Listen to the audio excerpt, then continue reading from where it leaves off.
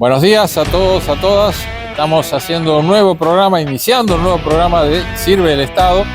Hoy estamos visitando el Instituto de Investigaciones Biotecnológicas Dr. Rodolfo Ugalde, que es un emprendimiento, una asociación entre el CONICET y la Universidad de San Martín. Aquí, entre otras cosas, trabajó el equipo que desarrolló la ARVAC, la vacuna argentina contra el COVID. Hoy vamos a recorrerlo para que lo puedan ver, lo puedan conocer. Vamos a entrevistar a sus autoridades, vamos a entrevistar a la investigadora que lideró ese proyecto de investigación y esperamos hacer una nueva contribución a que entendamos la importancia que tiene la actividad estatal asociada a las universidades públicas para generar desarrollos que contribuyan al bienestar general y que contribuyan de alguna manera al país y a su crecimiento y al cuidado y a la atención de las cuestiones centrales, desde la educación, el acceso a la educación, hasta sus resultados en la investigación y los productos de ese trabajo científico. ¿La ciencia y la investigación es un gasto o es una inversión? Vamos a verlo.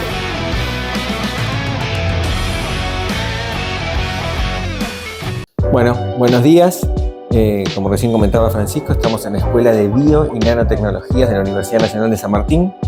Yo soy el decano, Juan Ugalde, y la escuela es parte de una universidad nacional que tiene su sede principal acá en el partido de San Martín, en la provincia de Buenos Aires. Y a su vez la escuela es una de las unidades académicas. La universidad tiene 8 escuelas en realidad y 2 institutos, son 12 unidades académicas. Y parte de nuestra escuela es una de esas 12 unidades académicas y está conformado por 3 institutos, 2 de los cuales a su vez son unidades ejecutoras del CONICET. Uno es el Instituto de Investigaciones Biotecnológicas, que es donde estamos hoy físicamente, y hay una segunda unidad ejecutora que está a 120 kilómetros acá, en Chascomús, que es el Instituto Tecnológico de Chascomús, que es un instituto que tiene casi 30, diría más de 30 años ya, y que fue, convenió con la universidad hace más de 20, y hoy es un instituto de CONICET con su independencia, pero a su vez es parte de nuestra unidad académica. Y a su vez hay un tercer instituto, que es el Instituto de Nanosistemas, que es un instituto propio de la universidad y no es una unidad aún ejecutora de CONICET. ¿Qué hacemos? La escuela tiene 2 funciones principales. Hacer docencia, es decir, formación de recursos humanos en el área de grado y posgrado, y hacer investigación. Nuestra unidad académica no entiende que no hay manera de transmitir conocimiento si no lo podemos generar. Entonces, por eso hacemos investigación. Hoy estuvieron hablando de uno de los proyectos emblemáticos de estos últimos 2-3 años, que es la vacuna, la ARVAC. Pero tenemos un montón de proyectos que hemos tenido a lo largo de muchísimos años. Pero básicamente lo que nosotros creemos es que tiene que haber una articulación entre la generación de conocimiento y la transmisión de ese conocimiento. Si vamos al lado académico, nosotros somos una universidad nacional, es decir, creemos en que y sostenemos en que hay por lo menos un sector, una parte de la educación superior que tiene que estar apalancada en el sector, motorizada por el sector público. ¿Por qué? Hay infinitos motivos por los cuales, podemos defender esas banderas, pero esencialmente creemos, primero, que hay una excelente formación. Es decir, generalmente las universidades nacionales hoy tienden a formar a los mejores profesionales en cualquiera de los rubros que toquemos, particularmente en el área de las ciencias más duras, ciencias exactas y naturales o más duras. De hecho, los mejores profesionales son los que hoy salen e históricamente han salido de las universidades nacionales. Creemos que además eso le da acceso, tener una política pública de educación superior le da acceso mucho más ampliamente a un enorme sector de la población que de otra manera no tendría, acceso a este tipo de formación. Son carreras que en general son costosas, que requieren, si fuera del ámbito privado, una inversión importante por parte del estudiante. Entonces nosotros realmente fehacientemente creemos en que tiene que haber una política pública que apalanque y que sostenga la educación superior. Por otro lado está la investigación. No las puedo escindir. Es decir, hacer investigación tiene que estar necesariamente articulado con la transmisión de ese conocimiento. Es decir, es muy difícil para nosotros pensar en transmitir conocimiento si no lo generamos. Y por otro lado también tenemos una fuerte creencia de que la investigación tiene que estar, particularmente en el área nuestra, en el área de las ciencias duras y naturales, tiene que estar motorizada por el sector público. A ver, y no estamos inventando la pólvora, ¿sí? O sea, acá no estamos inventando, miremos cualquier país que podemos mover, digamos, de un lado a otro del espectro, si quieren, ideológico, de más izquierda hasta más derecha, y siempre, no importa dónde nos paremos, el sector público es el que apalanca las investigaciones de punta y más básicas. ¿Por qué? Porque básicamente el sector privado, desarrollo de este tipo de investigaciones tienen un gran riesgo. Y el sector privado en general no apuesta ese gran riesgo o ese largo plazo. Entonces, lo han aprendido todos los estados. Digamos, si nos vamos a un estado como el americano, vemos donde hay gran parte, o casi todo, diría, de la ciencia más básica está apalancada por el erario público. Entonces, desde esa perspectiva creemos que los dos pilares que sostienen nuestra unidad académica, nuestros institutos, están o deben estar motorizadas por el Estado. Ahora, eso no quiere decir que nosotros creemos eso y creemos que a su vez tiene que haber una articulación con el sector privado. Es decir, creemos que lo que generemos sea un recurso humano, ¿sí? Un recurso humano formado, como puede ser en nuestro caso, que tenemos, por ejemplo, la licenciatura en biotecnología en nuestra escuela.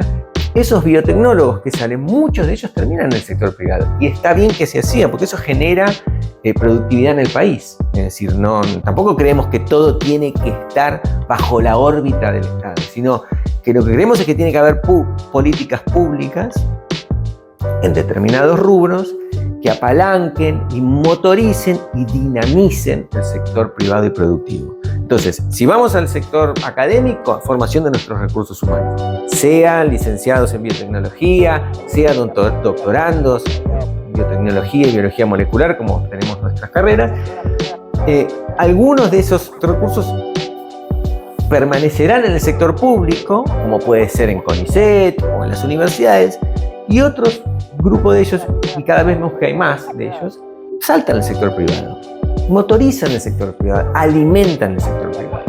Y entonces motorizan la productividad, mejora de la calidad de vida. Para poder mantener vivas las células, las sociedades, flujos laminares. Eso por el lado de lo que es la academia. Si vamos al lado científico, también creemos que producto de la motorización de generar nuevos conocimientos, esos nuevos conocimientos deben en algún momento dado articularse con el sector productivo para transformarse en productos, bienes o servicios, como quieran llamarlo, que lleguen al ciudadano de a pie, que lo vean cristalizado en algo. ¿Qué puede ser? Puede ser una vacuna, puede ser un método diagnóstico como los que trabajamos nosotros en el instituto, es decir, si queremos generar mejores métodos diagnósticos para una enfermedad en particular infecciosa, dengue, les doy un ejemplo, que podamos justamente reemplazar muchos de esos insumos que traemos del exterior y que no producimos acá, es decir, generar lo que llamamos ese know-how y ese conocimiento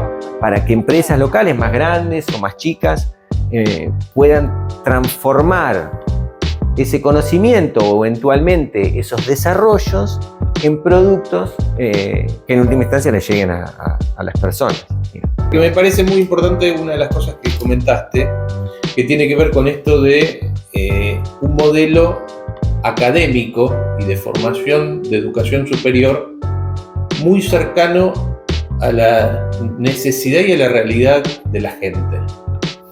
Digo, y hago mención en esto porque muchas veces como que se ha visto o ha sido un proceso donde la educación superior tenía un abismo con relación a las problemáticas nacionales, los temas que hacen a las coyunturas, a las políticas nacionales e incluso a las necesidades y a la posibilidad de accesibilidad también para nuestra gente a la universidad.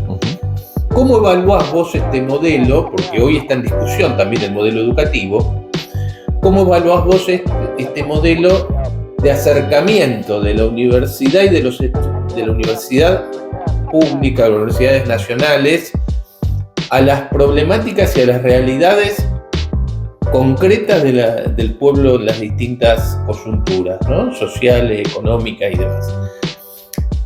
¿Cómo evaluás vos esta presencia de las universidades nacionales en la formación de la educación superior de nuestro pueblo? Bueno, a ver, yo creo que está habiendo un proceso de mutación. Es lento porque, digamos, es complicado hacer cambios estructurales, copernicanos en un sistema. Digamos, los sistemas van migrando de a poco, van mutando de a poco. Si nosotros tomamos la Universidad de San Martín, somos una universidad muy joven, somos una universidad de 30 años. Ahora, cuando uno ve el derrotero y cómo ha sido el transcurrir de los hechos en los últimos años, claramente la universidad se va adaptando. Primero surge como una necesidad, las universidades del conurbano surgen como una necesidad de acercar una política pública de Estado. A ver, seamos 100%, sinceros, una política pública de Estado nacido en un momento, como fue la mediados de la década del 90, donde hoy justamente inclusive, quiero decir, se toma esa época por algunos sectores como una época donde el Estado desapareció, y muy lejos de eso justamente fue una política de Estado de mediados de la década del 90 donde se crearon universidades para acercar la educación superior a un sector de la sociedad que no accedía en ese momento. Sí, entonces, son procesos de décadas, miremoslo. Ahora, si uno mira lo que transformó la Universidad de San Martín, su espacio, su entorno, primero el partido y luego cómo se expandió eso inclusive al resto del conurbano norte y oeste, por ejemplo. Es como traccionamos un montón de nuestros estudiantes que hoy vienen y eso transforma vidas, transforma realidades de esas familias. Son procesos lentos, y lo que quiero decir es cómo lo veo que está ocurriendo, pero veo también que es un proceso lento en términos para la vida a veces de la gente, ¿no? En términos de lo que implica 10, 15, 20, 30 años para una persona es mucho tiempo, para un proceso de transformación es relativamente poco, pero para una vida es mucho. Entonces, quizás en la realidad, yo creo que la sociedad hoy busca como transformaciones más inmediatas, pero si uno mira ese proceso, es un proceso donde el cual la educación pública superior ha ido modificando a lo largo de estos últimos 20, 30 años su manera en la cual se articula y dialoga con esa sociedad. Por supuesto que la educación superior, no sé si usar esta palabra, pero o siempre fue muy elitista, voy a ponerlo entre comillas. Quiero decir, había un acceso de una cierta élite a esa educación superior.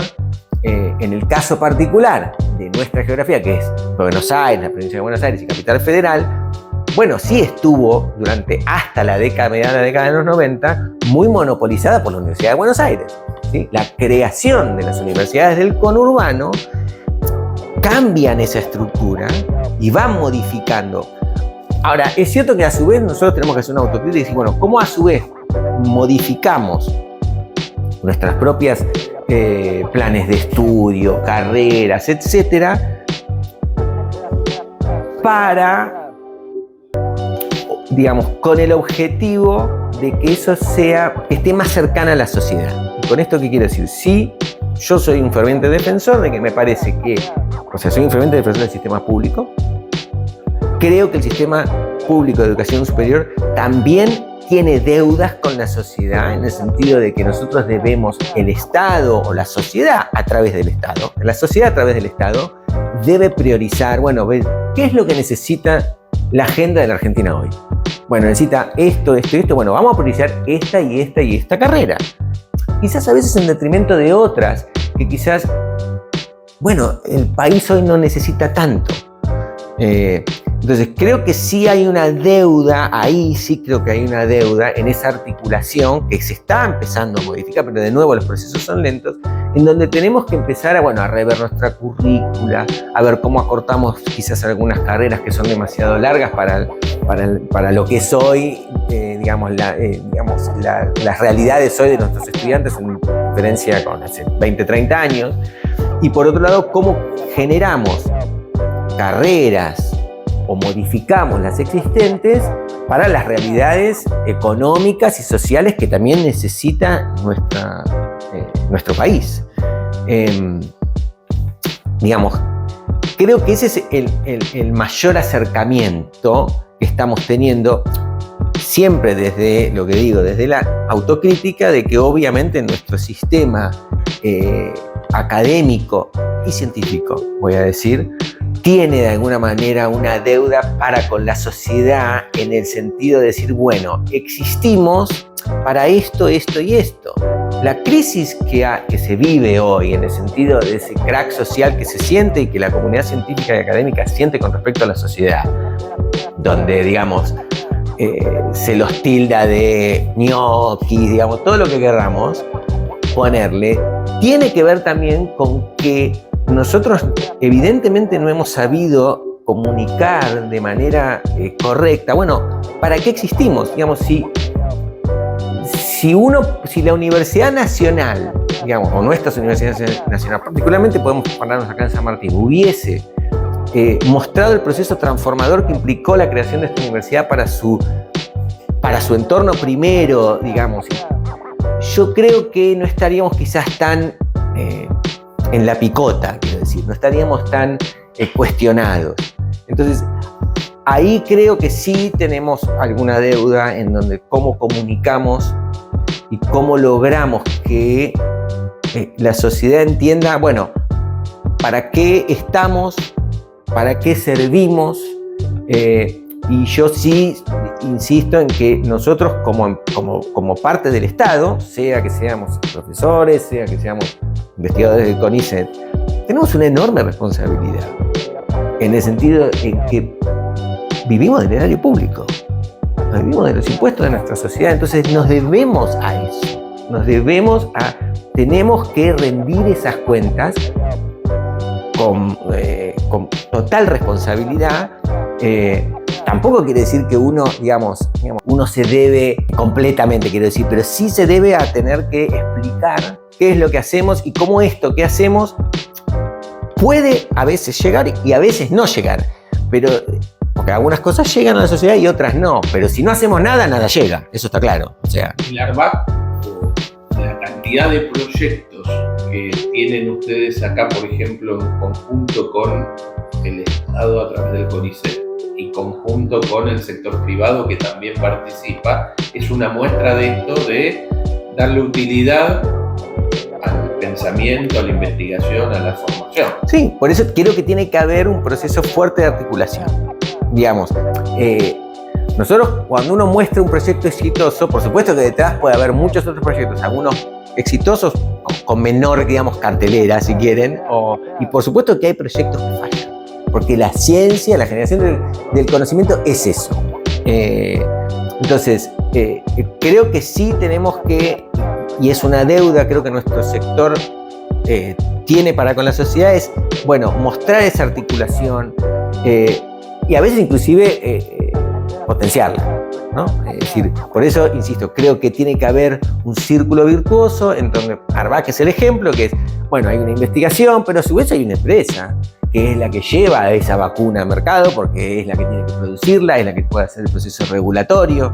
Hay un triángulo ahí en donde tenemos el sector científico y tecnológico, las universidades y el sector privado, que tienen que aprender a dialogar y articularse y llegar con cuestiones concretas a la sociedad, que es lo que la sociedad también pide. La sociedad pide eso, y nosotros tenemos que poder mostrar que eso es virtuoso, y que no es solamente un agujero negro por donde se va y que generamos déficit fiscal, digamos, por decirlo. O sea, digamos, no somos un generador de déficit fiscal, somos, nuestro rector dice, somos parte de la solución, no del problema.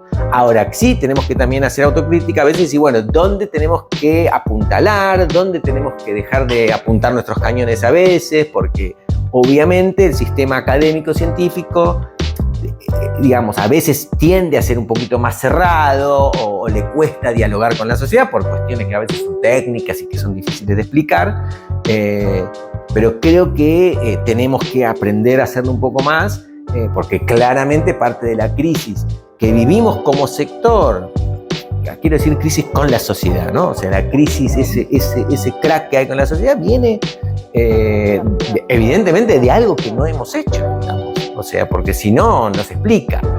Las cosas no surgen porque sí.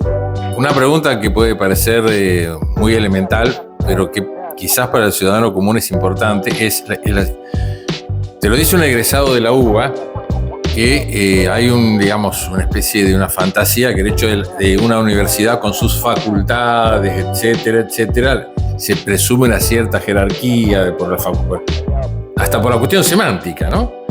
Las universidades del conurbano han tendido a una estructura interna diferente, por departamentos, por escuelas.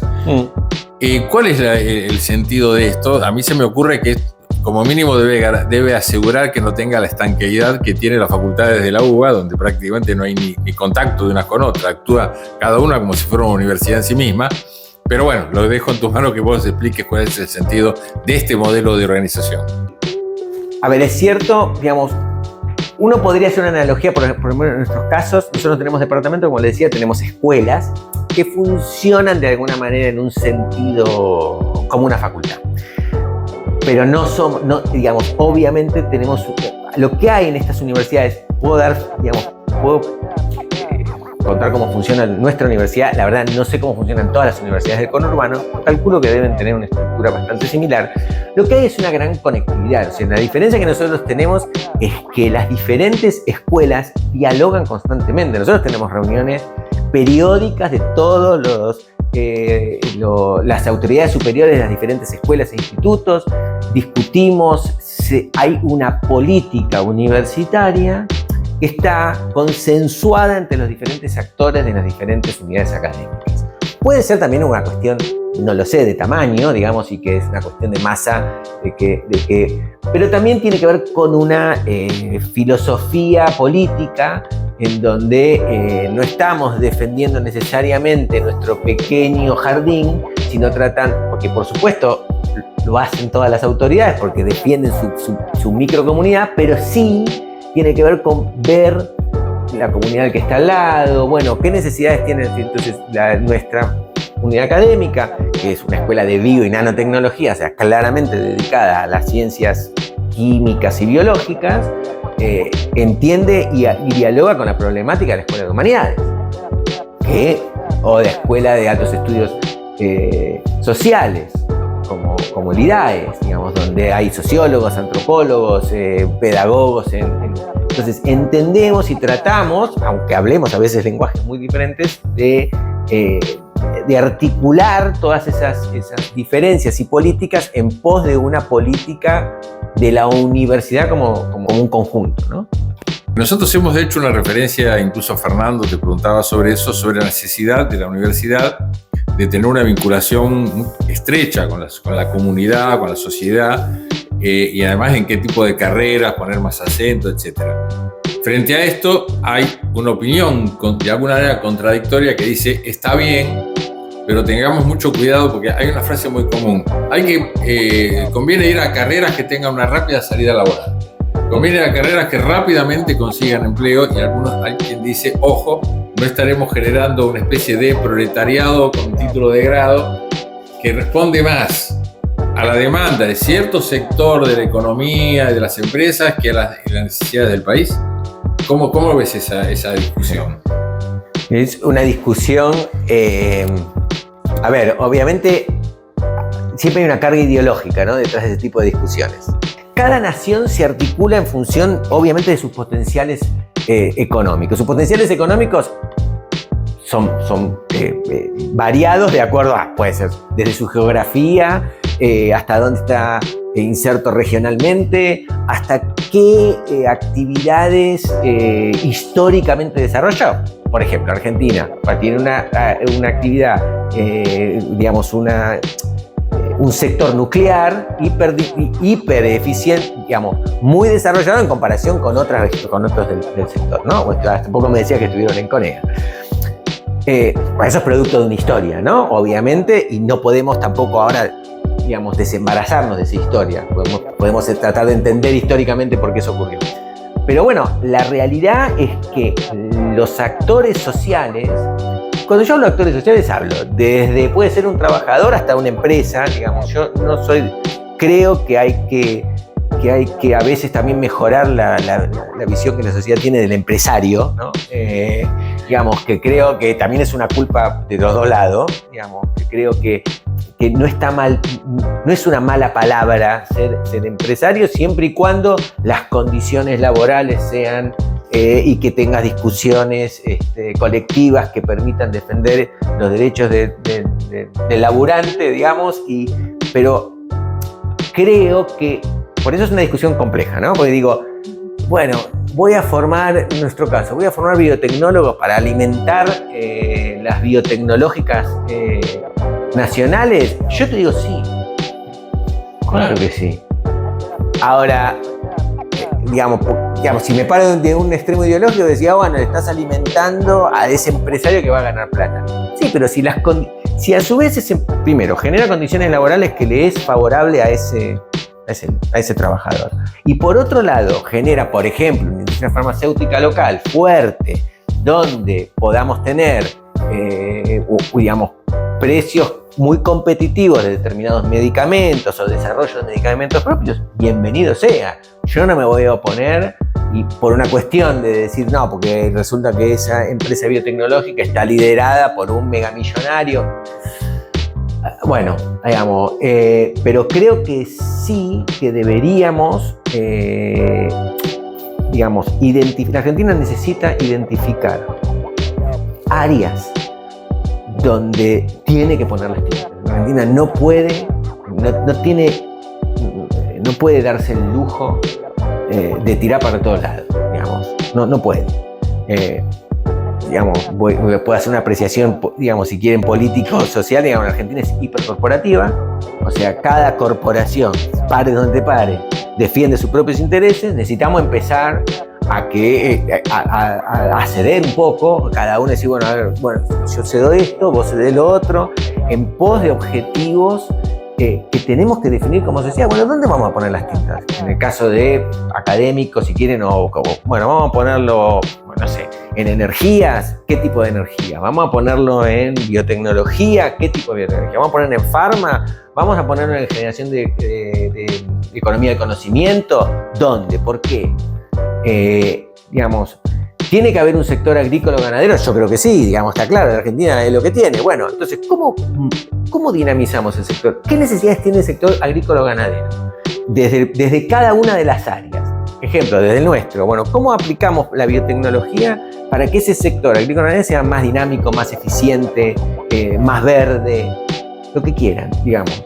Bueno, pero si no identificamos y no ponemos nuestros 5 ejes principales donde la Argentina tiene que ir y todos los alineamos detrás de esa política, y quiero decir todos, los actores sociales, los actores académicos, científicos, es decir, tenemos que ir, digamos, de alguna manera alineando patitos y diciendo, bueno, a ver, es por acá, pongámonos de acuerdo y definamos, y después cada sector tendrá que hacer su aporte en esa dirección. Si yo necesito generar más gente, más profesionales que puedan atender problemáticas agrícolas o de ganaderas, bueno, tendré que formar recursos humanos en ese área. Y si eso va a alimentar el campo, bueno, bienvenido sea. Y si eso motoriza, y si eso dinamiza, y si eso genera mejores condiciones de trabajo para la gente, mejor aún.